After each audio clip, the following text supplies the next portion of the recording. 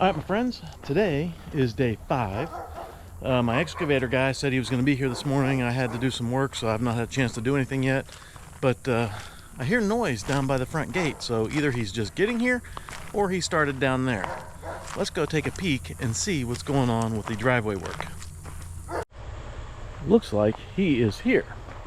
I'm guessing because of how my driveway comes in, he had to unload the excavator and then bring in the truck. But I think my timing's about perfect for getting over here to check on what's going on. So obviously he had to unload his excavator out on the road because he couldn't get in the driveway the way it stands today. And that is why he is here. Well, one of the reasons. If he can't get an 18-wheeler with an excavator in here, I'm not sure how they're going to get the house in. So that is why he's here. Dig a basement, fix some driveway, allow me to get a house in here. This is what everything's like before he starts. Up here, trying to get some good views so we can see how messy this is. But you can't really see the slope down as it is up here. I mean, I guess you can see that the excavator is way down lower than I am elevation-wise. But we're going to try and clean all this up as part of the digging. Here's a before shot. Let's take a quick walk and see what things look like as a before for this driveway. And then we'll, at the end of all the excavation work, we'll do an after. We can have a, as I fall on my butt there, almost, have a before and after shot. Things are loose here because I put down, I don't even know, 200 tons of clay and then maybe another 50 tons of gravel as a minimum. I have no idea how much I brought in here. It's 2 years ago and it was a lot of dump trucks. And my idea was, you can see where water is coming down here. It used to come down more and I would get ruts all through this. And this would turn into a giant swamp down here at times. Heavy rains, this would just get really mucky, dirty. So we'll see how we can address that as well. That's the before. We are at the point of no return. He's going to start digging. Here goes some of the first digging for the new house. Got to widen the side, some trees got to go. He said they'll take the trees out first.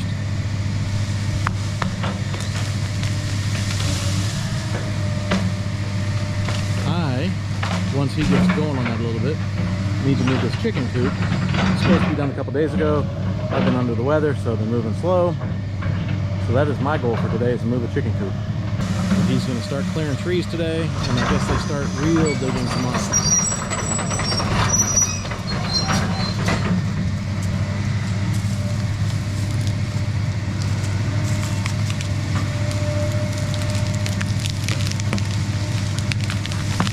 Mika, no.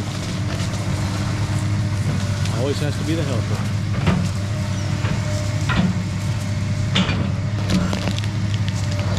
And I suspect there's going to be a whole lot of the same over and over and over.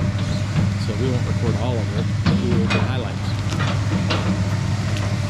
And he's moving faster than I am. You can see the change in the driveway already. Trees gone, driveway's much wider. Bunch of dirt moved over to the left here. And he's packing it down as best he can with that excavator. The dozer's on the way. The other operator went to go get the dozer with the truck. So whenever he's back, they're going to clean this up more. But right now, they're just moving dirt. And we're going to record this.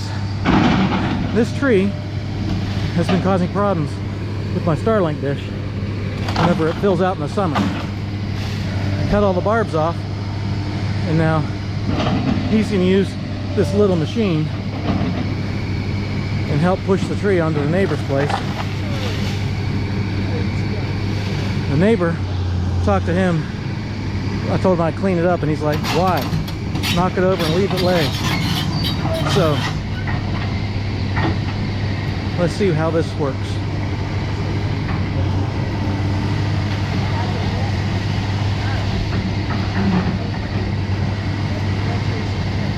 I do know, as a point of reference, I hired a guy a year and a half, 2 years ago to limb this tree up so Starlink would work better. And he climbed the tree, chainsawing off branches, and as he got up higher, the tree is hollow, kick his foot in with those climbing spikes, and water came out several places. So it's just a matter of time before this tree falls. And he said the way the tree was kind of spiral corkscrewed, he didn't want the tree to fall on my house. So he said get someone with a big excavator to knock it over where they could have a better control so the tree didn't twist as it fell, and push it down the hill as opposed to let it fall naturally.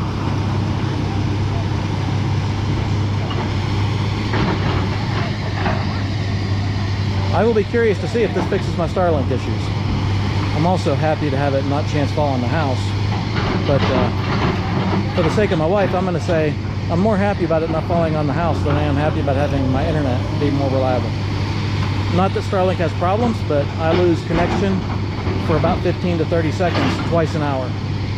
And I assume that's about when... Here we go. So what's he going to do? Holy cow.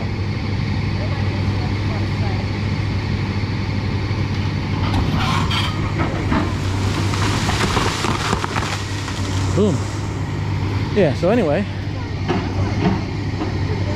I lose connection on Starlink. Ooh, he's tipsy-turvy. I know. I lose connection on Starlink about 15 to 30 seconds twice an hour, and I assume that's when it's changing the satellites. And I assume it's because how much blockage that tree used to give me. Dang. Just come over here and you can watch this guy playing seesaw.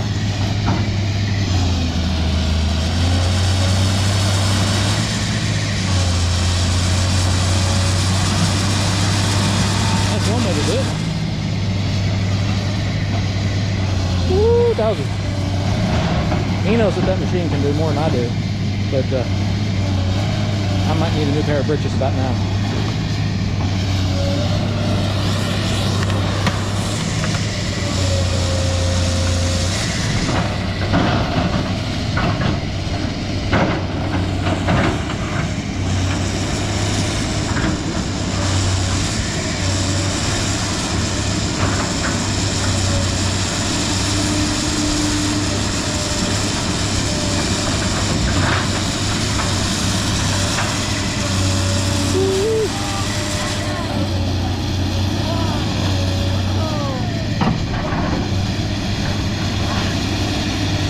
I have no idea how much Link Belt 210LX weighs, but I'm assuming it ain't light.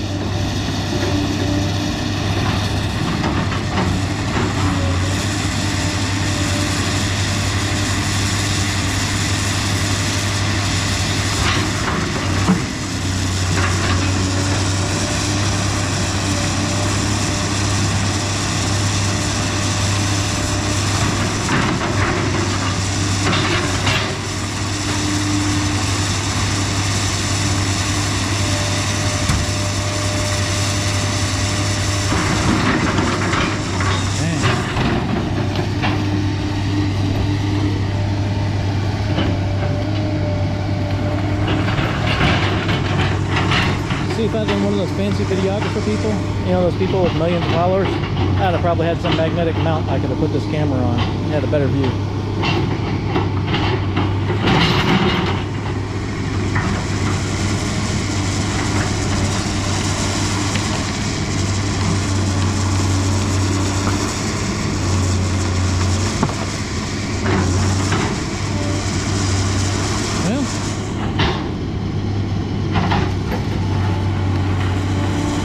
Down. I assume he's trying to get off the fence line so I can put the barbed wire back up.